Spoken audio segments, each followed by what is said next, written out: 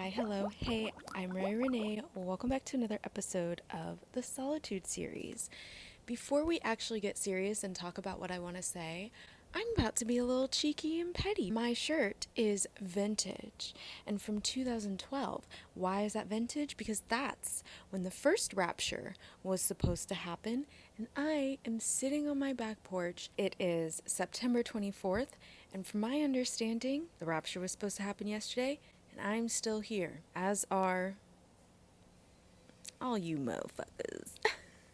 So, I mourn with you.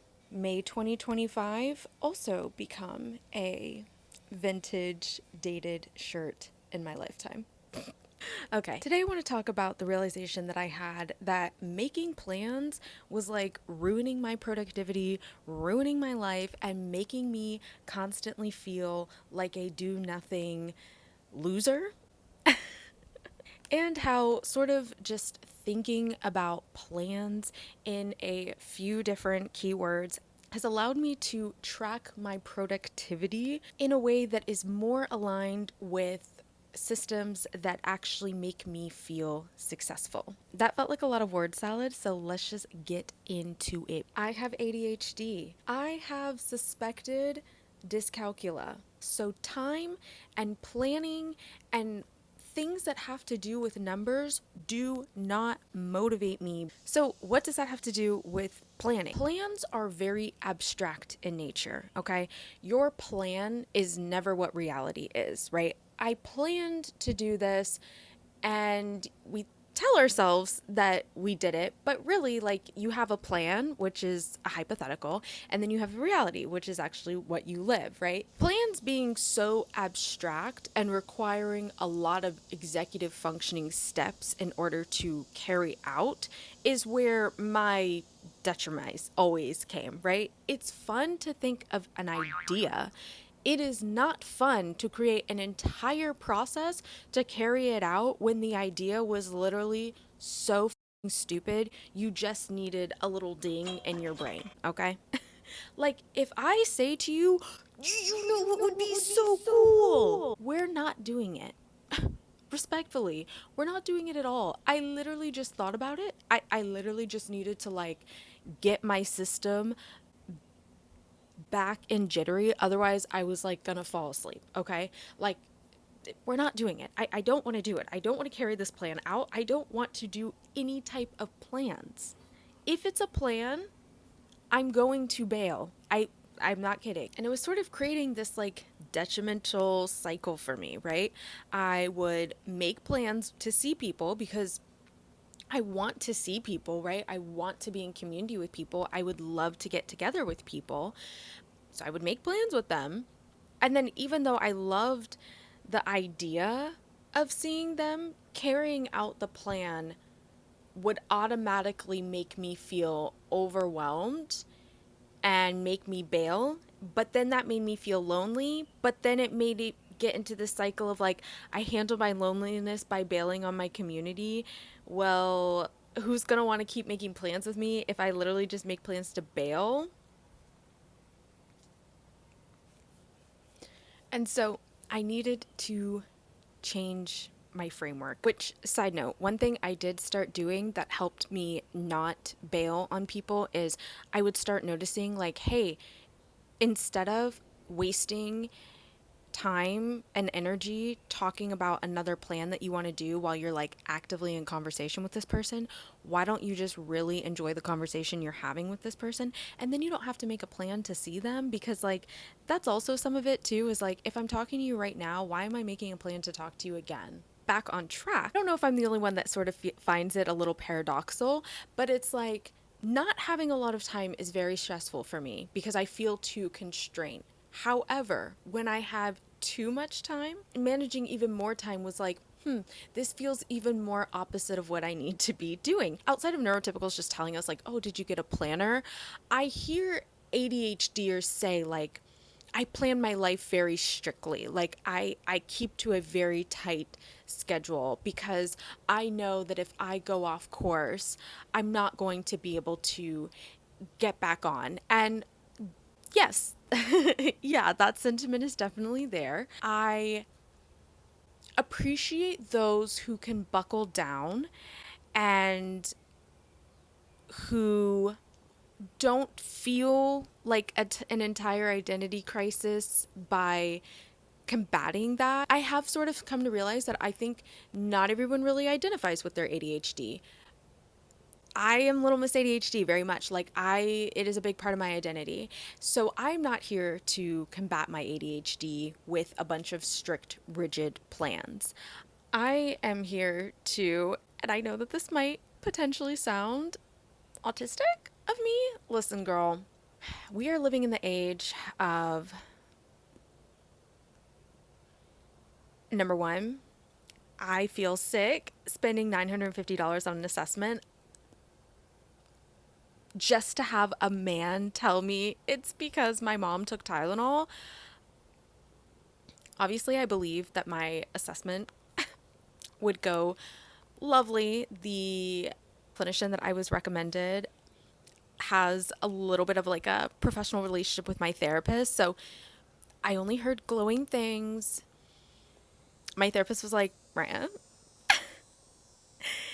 you'll probably find some good information about yourself, even if you don't land on the spectrum. But she was like, you also might. I was like, girl, I think I might. Look, I'm not even in denial about it. Let me take a deep breath before I spend nearly $1,000 on an interview with a really nice stranger lady.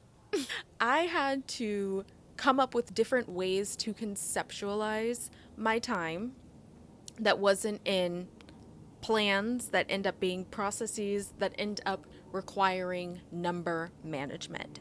So, how did I do that?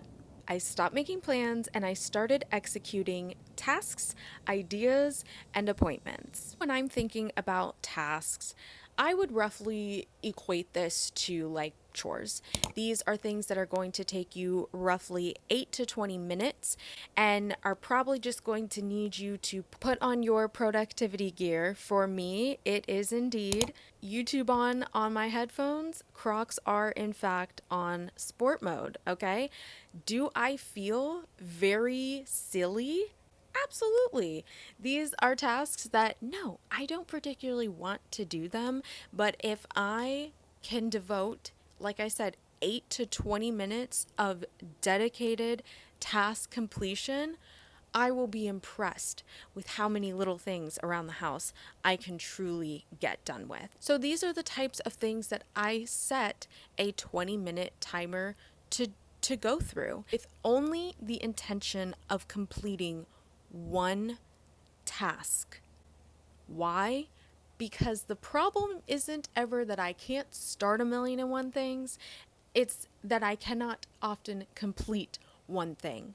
So if it's going to take me 20 minutes to clean the bathroom, so be it. Here's how planning to clean the bathroom would have been my downfall. Let's say I would have woken up and I would have said on my to-do list, I want to clean the bathroom. That's what I'm going to do today. Okay, I clean the one bathroom and it motivates me to start the other bathroom. Without the timer, without that mindset, which LOL, I know that you're probably thinking the timer is what's helpful and it's the numbers and da-da-da-da, but like, listen, I pick 8 to 20 minutes because I've done this enough to know that these tasks take around that time frame. It's not the numbers that help me, okay? It's the extended dedication that I'm going to put on something until I hear the bell that tells me to stop. Whatever. I might start cleaning the second bathroom, get bored, want to finish. Well, I only had the one on my to-do list, and then suddenly I've abandoned the task. Is there a level of, hey, if cleaning the first one got you to go clean the second one, you're doing more than you intended to, that should be celebrated? Yeah, I think that's fine and dandy. But I also know myself well enough to know that once I abandon the rest of the bathroom, it's not getting done until the next attempt is made. So next on my list is appointments. Appointments are things that require a time constraint that is mutually agreed upon outside of like me and my friends for the most part, and require an alarm-based reminder. For me, appointments are going to take top priority of anything that I have going on that day because they probably require me to leave my house and drive somewhere. That process of getting there, leaving on time, getting ready, blah, blah, blah, blah, blah, blah, blah. Now, because they take so much from me and they are such a process that I have committed to within my community and really don't want to have to reschedule and deal with again, I try to do these things at the beginning of my day. These are things that I make sure to set an alarm for them. I used to be really stubborn and not want to take the time to set an alarm, and I would just try to carry the mental load of remembering because I would be like, who forgets their appointment? And it's like, yeah, I don't know that it's so much about not forgetting the appointment. I think it's just about not having to carry the mental load of remembering the appointment because the alarm is there to do what an alarm was invented to do. Why do I do this to myself? Like, why am I like that? If you are typing autism right now, okay, and the last way that I like to spend my time, in the most free way that I feel like I spend my time, is when I am engaging in ideas. Ideas require no time constraint so that I have ample time to think, write, and reflect on them before I decide if I want to turn them into a plan or a process. I think back to when I was going to school and working, and then when I was just working before my car accident. I understand that the average person is not given free time. So I thought of some times that I would find myself talking out loud to myself, thinking out loud, really engaging in ideas. And for me, that was when I was showering at the end of the day, when I was driving in the car by myself, and as a childless person, when I was home alone in the house. Although I do remember having roommates and very rarely having alone time. And I think that's what really makes it hard to give yourself the freedom to explore life the way that your brain wants to when you are a working person with ADHD. And yeah, like, not having a lot of time is sort of bad for ideas, right? Ideas need time to sit and grow and lull and, be written on, be thought about, be chewed on, be, you know, explored before they're just, oh yeah, let's just go do it. Like, it's not that simple, kid. It's an entire process. It's an entire creative process to see an idea come to life. And yes, we do it all the time. We manifest our thoughts into our reality all the time, right? I think I'm hungry and bam, I cook myself something high fiber and plant-based to eat. And suddenly I feel that my hunger is truly satiated and my body feels good. But guess what? That took a really long time for me to learn that I thrive on a high fiber plant based diet. Okay. Do you know how many years I've been going through fad diets? And then I'm on this journey from, the beginning of this year that's so heavily relied on strictly counting calories, eating animal based products, protein, protein, protein, protein, protein. Now I'm not counting calories. I am high fiber and I'm trying my best to get even more vegan meal after meal. Cooking myself a wholesome, nourishing meal. It's a process. It's why most of Americans don't cook things. They just eat some form of ultra processed, shelf stable, prepared item because they don't have the time or the energy or the resources to learn the process of cooking in a way that can be fast, efficient, and delicious for them because they haven't gone through the slow portions of understanding, yeah, I've tried potting, I don't like it, but there's more methods out there. I've tried air frying, I really like it, but there's more methods out there. I've tried roasting, I hate it, but there's more methods out there. I've tried going through with cookbooks. I've tried and learned a lot from HelloFresh, but then they were being really nasty to their employees and while simultaneously skyrocketing prices. And then I just went the Sam Sulik route and was just eating like meat, carb, I added veg because I thought I was being a little better than Sam. And then I woke up one day and realized, plot twist, there's no fiber in white rice. There's no fiber in bread. There's no fiber in these products. You're just eating refined carbs. What's going on? And then I decided to introduce more fiber. And then it dawned on me that even with all of the fiber side dishes that I was trying, meat was getting in my way because there is no fiber in meat. And the prices of meat are going up a lot. And so I said, in the name of I'm on a no buy, no more animal products, and I've been saving $30 plus a trip. Your ideas need time. You don't have to give yourself 2 hours a day of thinking time, right? You can take advantage of the short period of time that you have in your day, understanding that it's going to take multiple days for you to catch up on an appropriate, amount of time. I don't have the answers, and I think that that is like the number one sad thing that I hear all like neurodivergent adults say is like, no one has the answers. But listen, the how or the why is none of my business. That is up to you, your God, and your guru. I'm going to self plug and then I'm going to go. I did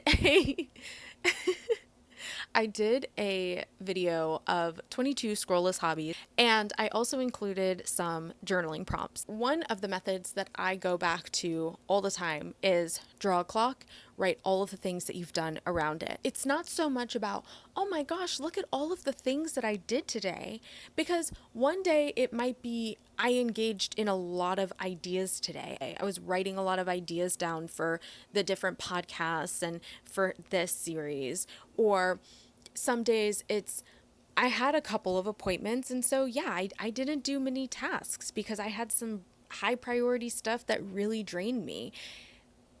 Just because I only did 2 appointments one day, or just because I only did one task but engaged in 6 ideas one day, or just because I only did 2 or 7 things in a day, I don't care. Why do we allow people to make us feel small for only accomplishing a couple things? You have no clue how much time those things took. And if you have ADHD, you really have no clue how much time those things took. Like, who cares? Who cares how many things you get done in a day? Give yourself a little bit more grace of your context. Work with yourself instead of combating against who you are. And embrace a few kooky systems that help you move with purpose throughout your day. Damn it. With that being said, I think this is a good stopping place. If you made it this far, thank you so much, Batty. Go ahead and leave me a sparkle emoji in the comments section down below to spread the energy and spread the word. And while you're down there, don't forget to like and subscribe, and we will connect and reflect in the next one.